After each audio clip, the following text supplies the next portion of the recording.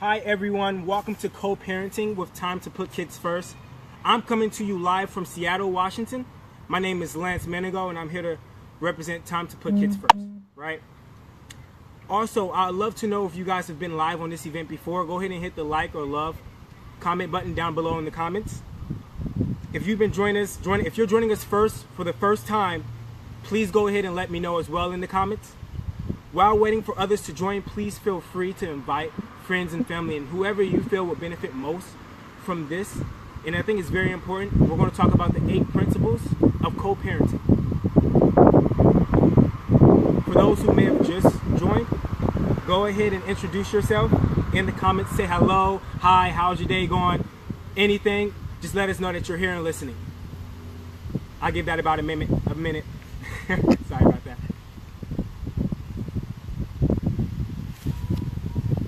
All right, so the purpose of these events are to give you encouragement and let you know that co-parenting is possible for anybody, right? We've all had tough choices in life. You know, most of us has had, a lot of relationships that's ended on bad notes, and you had kids with that person, you had to co-parent at some point, right? So it's very important. So the key to putting kids first is about 8 principles, and I'll let you know how you can subscribe and learn more. Next week, we'll share some statistics and data on why shared parenting is best. In future sessions, we'll have some co-parenting.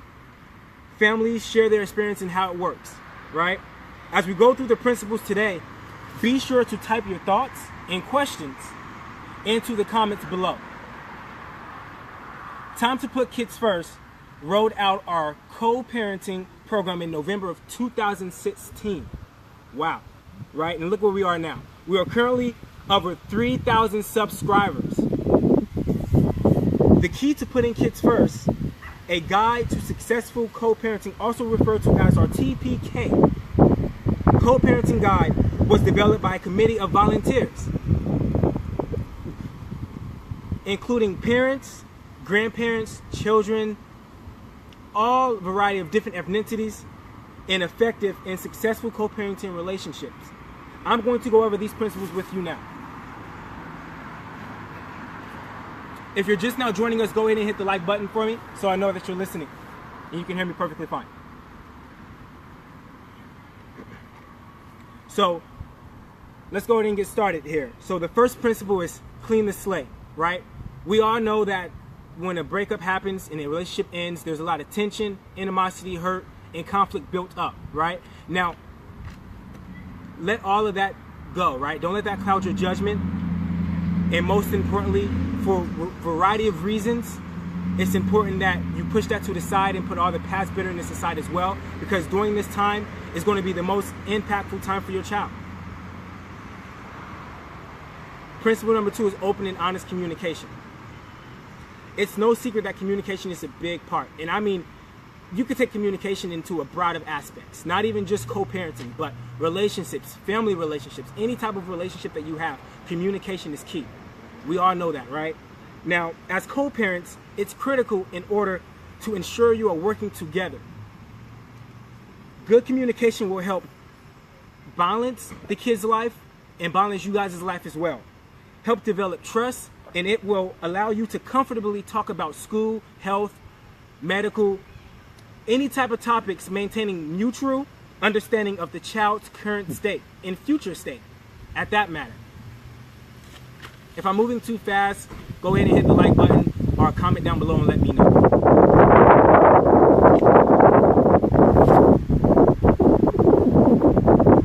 Okay. So principle number 3, this is number 3. Partner with your co-parent. That's very important, right? Because it is a co-parent, and the word co means to cooperate, right? Meaning with another person. So it's very important. Both parents need to know that they play an important role, right? This is not a competition. This is a collaboration, right? For the child, for you guys' child, and to better their future. So with that understanding, it doesn't matter who tries harder, who sacrifices more, or who gets more credit, right? What matters is that your child is in an environment where he can flourish and thrive to the best of his ability. In a society where relationships have become easily disposable, we know that this can be hard. But you have the opportunity to help break that cycle by showing them forgiveness, love, and the importance of family. Principle number 4. And let me know if I need to repeat any of the principles right now, so before I go forward to the next ones. Okay, so principle number 4 is to agree to balance duties and healthy boundaries. This is very important. Balance duties and healthy boundaries. Now, between parents, while creating healthy boundaries that fit your family needs, right? Because each family is going to be different. Something that fits the family down the street, Bob and Mary, may not fit Jane and Joe, right? So it's very important that you guys share the physical and financial care, as well as in nurturing the emotional well-being of your child. Equal parenting doesn't always mean that parenting time, right? Our expenses, our decision making is split exactly 50-50. You know, we've all been in relationships where sometimes 50-50 may not look like 50-50 to the other person, because we all have different expectations, right? But what is crucial is that both parents have responsibility, accountability, and are substantially involved in all areas of the child's life. And that's very important. Coming from my experience, I grew up when parents were split, right? I've been there. You know, I am a living example that co-parenting is possible, right? Because my dad left my mom when I was 6. They split, right? So it's very important. This thing, it does work. And then principle number 5 is respect your children and everyone they love. That is very important, right? Because just because you may not like somebody does not mean that that person is not a good influence on your child, or cannot be.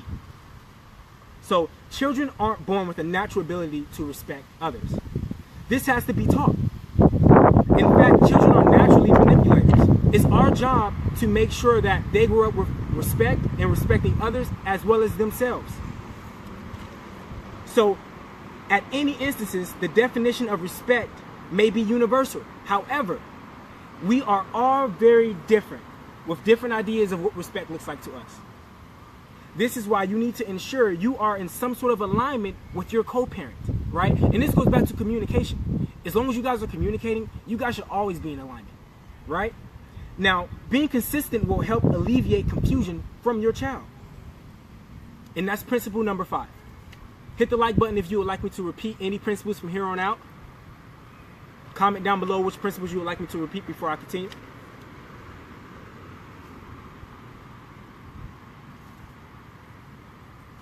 All right. So moving on to principle number 6. Principle number 6 is also very important. I mean, all these principles are very important. This one is about encouraging your child's family relationships, right? Family is fundamental to the healthy development and growth and socialization of your child. In fact, they thrive on love, learning, and human connections.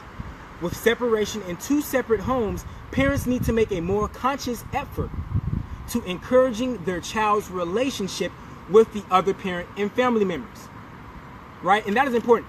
Parents need to understand that you also need to encourage your child to have a relationship with the other co-parent's family member, right? Because although you guys aren't together, you guys made this child together, right? So it's important that both of you guys' family members are involved in this child's life.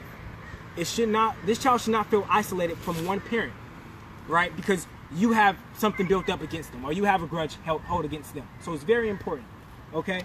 Now, they should not serve as a messenger as well. But back to the family relationships, it's also very important that children need to know that they are loved unconditionally. Unconditionally. They are allowed to love without restrictions of guilt. Go ahead and hit the like button if you like me to repeat that as well.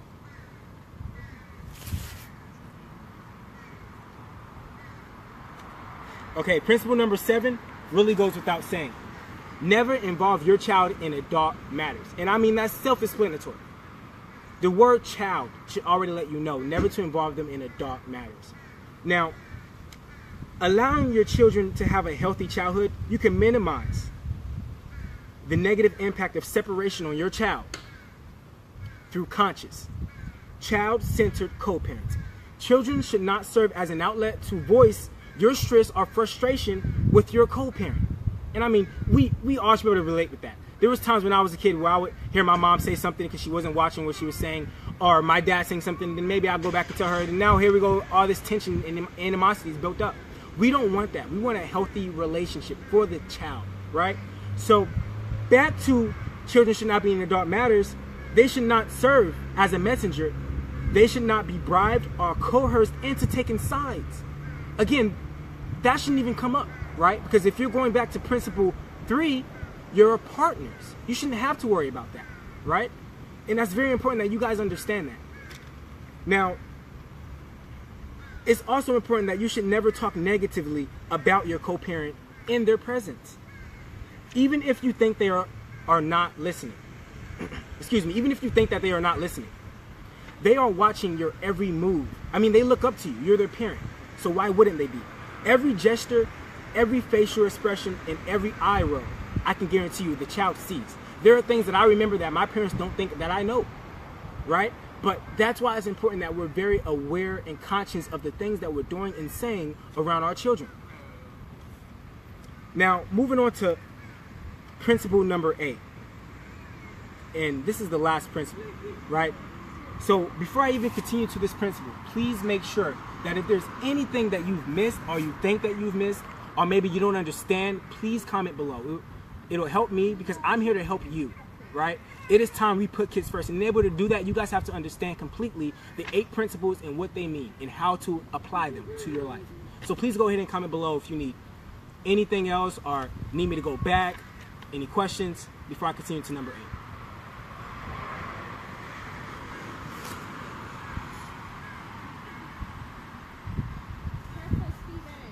Okay, so number 8 is talk through issues and initiate peaceful resolution. That is very important because that is something that not just us as humans have, well, I don't even want to say us, but there's a lot of things in life that could be easily avoided with just a peaceful resolution, right? So co-parenting isn't easy. We all know that. You will have disagreements and misunderstandings. There may be times when you need to walk away, right? But you're not going to do that. Reason being is because in order to gather your thoughts, in order to resolve those issues that build up over time, you have to attack those. You have to talk to it with your co-parent, right? You don't want those things to build up. So it's very important that you guys understand that this is give and take. And yes, I know give and take is normally applied when there's a relationship. But there is a relationship, right? There's a relationship with you, your co-parent, and your child. So there's always going to be a give and take. The moment you guys have a child together, even if you're not together, it's still give and take. Always, right? So it's very important. So choose your battles wisely and always strive for compromise, right? Compromisation is very important, right? It's important that everybody understands that in order to avoid conflicts, issues, anything violence related that you don't want your child to get involved with, you want to talk to it with your co-parent, right? Make sure they're on the same page as you. Because if you guys are on the same page, there shouldn't be much issues, right? Now, successful co-parenting is possible for many of us, as long as both parties sincerely put in the effort. And effort is key. Keep in mind, though, that just as it can be one person to negatively impact a relationship, it can also take one to get one moving in a more positive direction. You see how that works? So don't wait for your ex to start co-parenting. Never wait, right? Never wait. The time is now. Not tomorrow, not next week, not next month, not next year, not when your child is 5 or 6 or in middle school. The time is now, right? Because every day that goes by without co-parenting is a day where your child is being put in a situation or is feeling like he isn't being loved to his full potential, right? And it's very important that the child feels like he's being loved. And able to do that, you have to start co-parenting. Because I can tell you right now, although my mom raised me as a single mother, and I moved out here to Washington State with my dad, and my dad raised me as a single dad, I never looked at it as if I had single parents, because both my parents were involved, even if they were 12,000 miles away. It didn't matter. They were always involved, right? So it's very much possible. I am a standing, living, breathing example that co-parenting can be successful. Now, if you haven't yet signed up for our co-parenting, it's possible. Please do so, and it only takes a minute. And I'll include a link to the website in the comments below after this session. On our website now, on the website, you will find the principles along with a more in-depth description of each of them and tips and tricks that you can apply on your own to tweak to your ability or to your likeness, right? That can help you get to where you need to be in your co-parenting relationship today. I've introduced our topic that we'll be discussing over the next 4 weeks. Our co-parenting program and the benefits of shared parenting and co-parenting is very, very impactful and effective. So please go ahead, again, in the comments, write down if there's something that you didn't understand or you need me to elaborate more.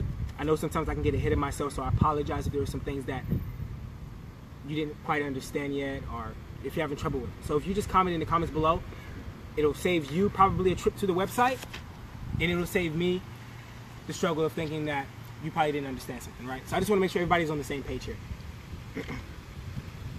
Anyways, this is a journey of all of us, and we can all learn from each other. So join us here next week, same day, same time, same Facebook page. Thank you all, and enjoy the rest of your day.